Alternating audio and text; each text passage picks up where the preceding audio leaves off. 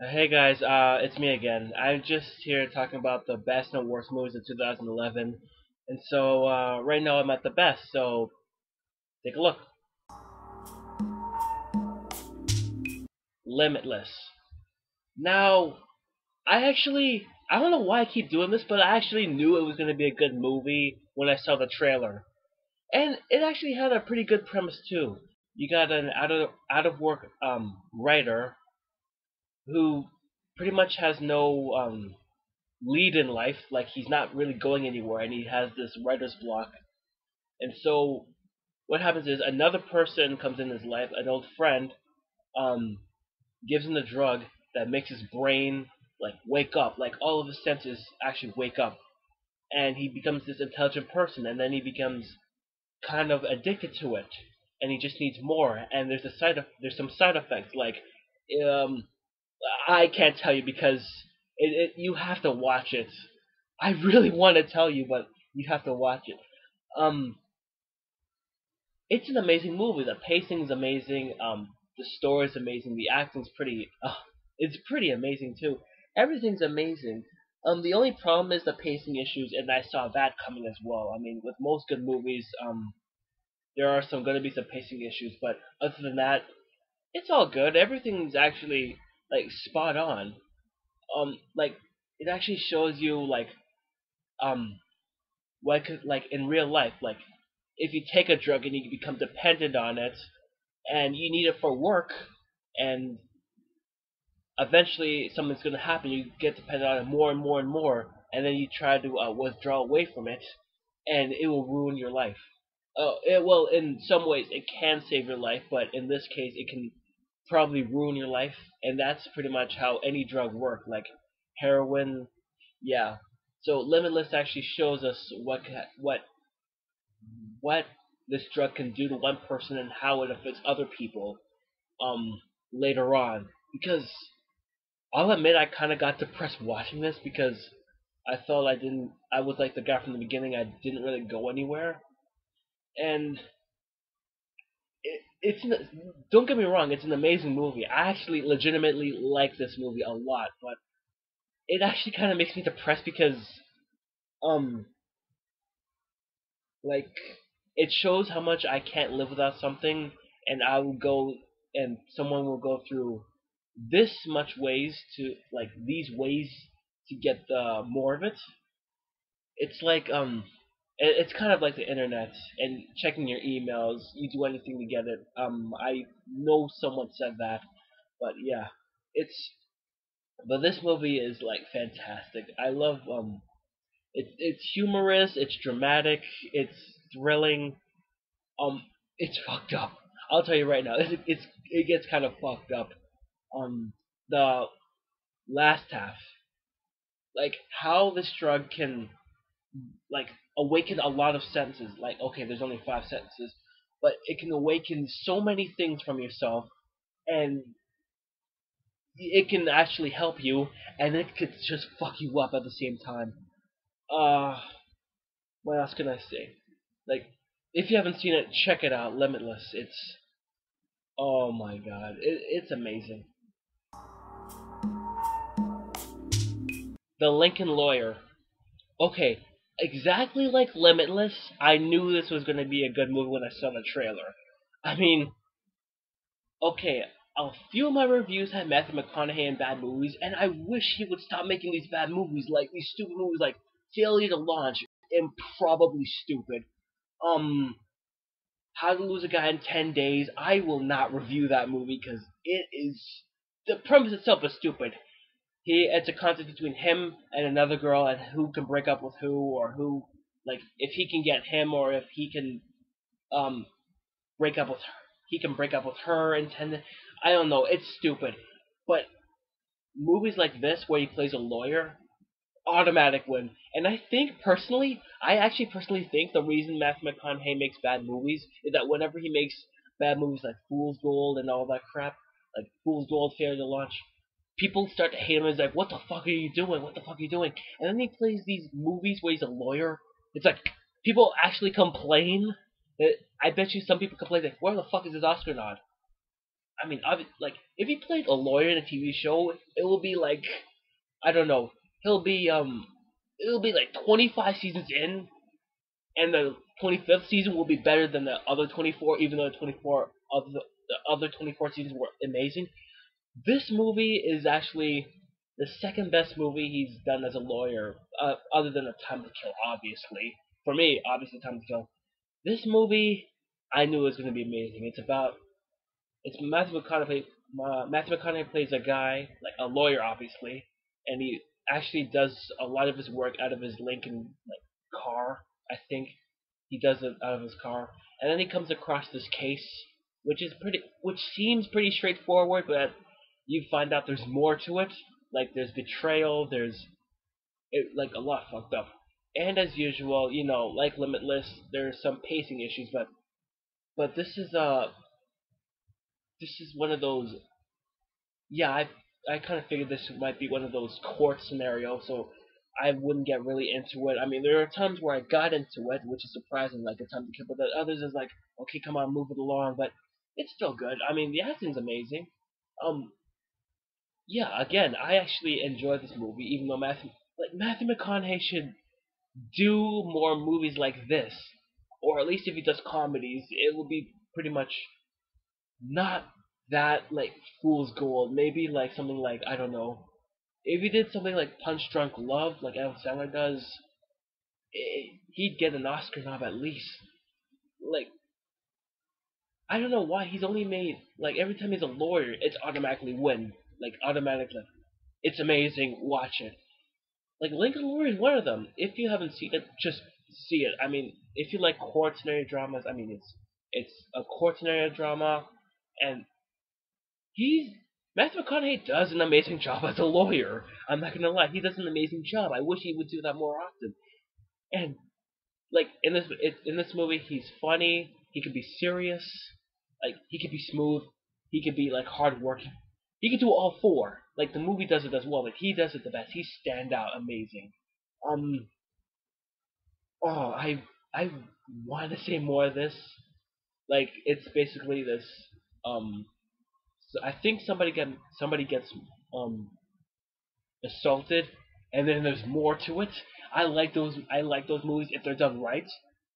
Like I will say this: this movie at least should have gotten a few awards for it. Like give it some kind of I don't know Golden Globe for Matthew McConaughey because he does an amazing job. I wish the Golden Globe people would actually look at this movie because I think they overlooked this movie because of the past shit he did. It was bad comedies he did. I understand that, but he should watch. They should watch this movie because he's a every time he's in the scene, you can't look away from him. Like he has this intensity that he had in the Time to Kill, except in this one he actually has a little bit more fun. He has a little bit more freedom, and he can build everything up. It's amazing. Like okay, like go watch like Lawyer. It's amazing.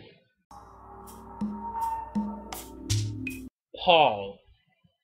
Okay, I love Simon Pegg and Nick Frost, and I love Seth Rogen and Kristen Wiig, and all of them together, it's amazing. Like you got Simon Pegg and Nick Frost on a road trip, and then they meet an alien voiced by Seth Rogen, and the alien's pretty decent too. And then you got this Kristen Wiig character who's pretty much religious, and then the alien tries to fuck it up a bit, not fuck it up, but tell her what's really up with religion. And these people have to go get the alien all the way back to his to where he was supposed to be before, like a spaceship that so they can send him home. And yeah, it's a basic road trip movie, except with three agents actually trying to get him like get the alien. But yeah, it's a basic road trip movie, except they did something better with this. I mean, it's I actually wish that the director from Shaun of the Dead and Hot Fuzz, what's his name, Edgar Wright. I think it's Edgar Wright. If he directed this, everything, it would be a perfect movie. I mean, the movie itself is amazing, but if he directed Paul, it would be so fucking cool. But I have to wait. We have to wait for at World's End. um, which is coming eventually, which is on the same lines as Shaun of the Dead and Half was. But what this movie does is it turns it around a bit. Like it's E.T. meets a basic road trip movie, except the E.T. part is a pot smoking foul mouth um alien. that and these two nerds, these two I can't believe I call them nerds. These two comic book geeks or Simon Pegg and Nick Frost have to go across country to get him back home, and all of this shit happens, and it's absolutely hilarious. It's uh like I love how they somehow put religion into the scenario of a basic road trip movie, and the alien actually turns it around. And I don't know why. Usually, putting in religion to something doesn't work. Usually, it backfires, but it's actually okay. It's this movie. It actually handles it well. I mean, it's in it, but not for long. It it takes it takes one presence of religion and then turns it around. And so, like, yeah, yeah, pretty much the acting is good. The alien actually looks kick ass. I really don't know how they did it, but it's this movie is actually pretty decent. I mean, I can't say much to give it away because if I talk about it a little bit more, it's gonna be fucked up. I'm gonna like spoil it. Some of you might check Wikipedia or actually have saw this, but if you like Simon Pegg and Nick Frost, like go check it out. It's funny as hell. Bridesmaids. Okay, unlike The Lincoln Lawyer and Limitless, when I saw the trailer, I'm like, oh, this movie isn't gonna be that well. I mean, yeah, it has Kristen Wiig in it. It's women doing what people from Knocked Up and 40-Year-Old Virgin did. It's not gonna be that interesting. Well, when I watched it, I'm like, holy shit! Like these women can do pretty much the things that the guys from the director's work in it. Um, Toilet humor, crude comedy, and yeah, like you got Kristen Wiig again. So like first Paul, now this. So she's pretty much the main person in this best movie 2011. Um, she plays this best friend of a person who's getting married, and she wants to be the best bridesmaid ever. So, and then she's just of another one of her friends, and she does all the shit. Like she takes them to a bad restaurant, and they end up getting gas, and their stomach ends up hurting. It's fucked up. Um, but the one standout character, like everybody's funny. Everybody's actually funny. Everybody has okay, maybe okay, two of them, maybe two of them, but the best person, oh my god, the best person, the breakout person. I mean, everybody else is funny again, but that person from Mike and Molly, I think Melissa McCarthy, she's fucking amazing. Like I saw, like holy shit, she's foul mouth. Like she's pretty much a man in a woman's body. She swears. Oh my god, like I don't know what to say about her because she's such a foul mouth in that movie, and I don't know. I think I saw her a couple of times in Mike and Molly. She's the exact opposite. And when I saw her in Bridesmaids, I'm like, holy fucking shit. She's like, oh my god. And it's amazing how she could do this role because it's like a 180. She turned it around and like, so which one of you bitches got it, or something like that. I'm not that good at improvisation. Um, like somehow she knows that there's an FBI agent on the airplane and he refuses. She gets this idea and then like she improvs everything. It's fucking hilarious how she does it. Like she's the fucking scene stealer. Everybody else is funny. Everybody else is funny, but she's the fucking breakout star. It's like I wish she could do more movies, but right now I haven't watched her show yet, and I heard it's actually pretty decent. So yeah. in terms of the movie, it's funny. You got all these amazing comedians. Kristen Wiig, Myra, like people who used to be on SNL. Actually, Kristen Wiig right now is on SNL, but even there, she's funny. Like you got all these people, like all these women, actually, like actually having their own different style of comedy. Like Kristen Wiig has the. I think Kristen Wiig has that deadpan face, like oh my god, like what's happening? I'm not sick. I'm not sick. No, no, no. And yeah, she does that the best. And Melissa McCarthy actually does the tough girl, like foul mouth person really well, even though she plays I think a sweetheart in Michael Molly. But this movie combines everything perfect, like practically perfectly. It's like the 40-year-old virgin or knocked up. I would say super bad, but okay, yeah, fuck it. I'll just say okay, super bad because it combines all these comedic talents, all of them like their best qualities, and puts them together.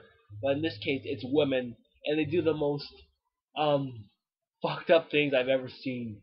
Like the airplane part. Okay, the airplane part is fucking hilarious. That's all I'm gonna say. Okay, just watch the airplane part. It's one of the greatest scenes you've ever seen. I mean, it like oh again, there's some pacing issues. Like there are some parts which take too long, but then again, I watched the unrated version, so even that's fucking vulgar. Um, yeah, that's all I gotta say. Source code. Okay, I just went on a whim and just decided to watch this because I saw it at the library and decided to borrow it. I'm like, okay, everybody said it's good. I didn't think it was good. I thought it was better than good. It was amazing. You got this premise where Jake Gyllenhaal is um is working for some agency and he has to go back in time to some train crash and he has to relive to see who actually did it and where the bomb is. So in the present, they have to the people who are working there have to find this guy and see where he's gonna attack again. And you get to play out all these different scenarios, even if the person's not there. And and yeah, people might know this movie from what's it called. There was I know the premise has been taken somewhere else. They have to relive the same thing again. Groundhog Day. They have to relive the same shit. Except in Groundhog Day, you don't know why they have to do it. They don't know like is it a premise or like a presence or something? Like what the hell's doing this? In this one, you know like he has to be sent back again and again and again by these people, and he knows it actually. And you get to play out these different scenarios like um him interacting with a woman, his love interest, him interact, him trying to find the bomb, him getting off the train and calling for help or something. Um, you got all these different premises, and it lasts like a perfect hour and a half. And yeah, it's actually pretty damn interesting. Um, but then again, I had my what's it called expectations really low, like low. That's it. Just it's like okay, I heard it's good. I'll just watch it at a time. And yeah, it was pretty. It was better than good. What my only like issue with was, and it's pretty funny too. Russell Peters was in it, and he plays a comedian. That's a stretch, isn't it? That's kind of a. Oh no, that's kind of a shit. It's like, what the fuck are you talking about? What? Yeah, it's pretty much Russell Peters doing Russell Peters. I mean, he does a few stand-ups, and he says he's a comedian and he plays him third in some show. I think it was America's Got Talent.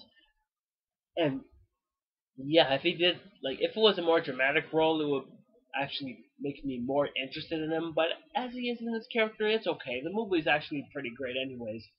Um, the premise is amazing. The premise is pretty good, even though it does take kind of from Groundhog Day. Um, like, I wish there was more movies like these because there's so many scenarios that you could play off of, and he goes back like several times in this movie. And you got these people who are trying to get the terrorist, but Yeah, but yeah, I think there are a few holes in the story. Like if he doesn't, oh fuck it, I don't know. I can't think of any right now. I know there was a hole in the story, but I watched it 4 months ago, and I don't really know what it happened. I don't know the holes in the story, but as a whole, it's a pretty good, great movie. I mean, it's not the best. I mean, I've seen Limitless and The Lincoln Lawyer and whatnot, but it's still a good movie. But then again, like most of the movies I had to watch for this whole shit was 90% horrible, 90% bad movies. Um, so yeah, that's pretty much all I got. I can't really say anything more of it. Thor. Okay, I didn't want to watch this movie until I saw Conan O'Brien making fun of it recently on the show, and it's like Thor. He goes into this whole they show the trailer and they go into this whiny voice like I'm Thor. It's funny, and that actually made me want to go see the movie more. And I thought, okay, it's gonna be okay. It's gonna be good, okay? Because I never read the comics, and I had the same expectations as Iron Man. Well, the first Iron Man movie. Like, I heard it's gonna be good, but it's not gonna be amazing. But it actually is. It's exactly like Iron Man 1. It throws me into a few surprises, and I never even read the comics. I never really. I knew he was the God of Thunder. I think God of. I don't know. Yeah, I think he was the God of Thunder. He had the hammer. Yeah, that's not a good. It's like have hammer. Yeah, it's like no, no, you don't know anything. Um, so you got this guy who's arrogant. He gets in trouble at the high heavens and fucks himself up, and he's banished to Earth. And it's like pretty much what's it called? Like fish out of water. Like he's not supposed to be there, and he bumps into these people who don't believe who he is, and it's actually pretty funny at the beginning because he gets hit by a car, he gets tasered, he ends up at the hospital where he starts like he wakes up and he starts wrestling all these people. It's fucking hilarious. He's like, oh my god. um, that's all I got. He starts fighting off and then it's like gives him a drug and then later he wakes up again. He gets out of the hospital. He gets hit by the same people like the back of the car while they're backing up. It's hilarious and that kills me. Um, and then when they go into the real action, it's pretty effects heavy actually. It's it's actually looks more costly than Iron Man. And this was directed by Kenneth Branagh, you know the guy who did that movie Hamlet. Yeah, I think it was Hamlet, but people are gonna complain like, how the fuck do you not know this? Or that's the wrong movie, man. Um, I'm actually surprised he did a fairly decent job. He actually combines mythology, like stories, and makes it more probable. Like, what if this what if this god landed on Earth and had to save people from their impending doom? And he does it really well. I mean, the directing is amazing, the acting's amazing. Um, and these people who are associated with him when he's on Earth don't really have any people like they don't have any idea what's going on. At first they don't believe it. It's like, okay, fuck. Okay, he's probably a mental patient. He's probably drunk. And I actually kind of like it if it's done properly. In this case, it is done properly because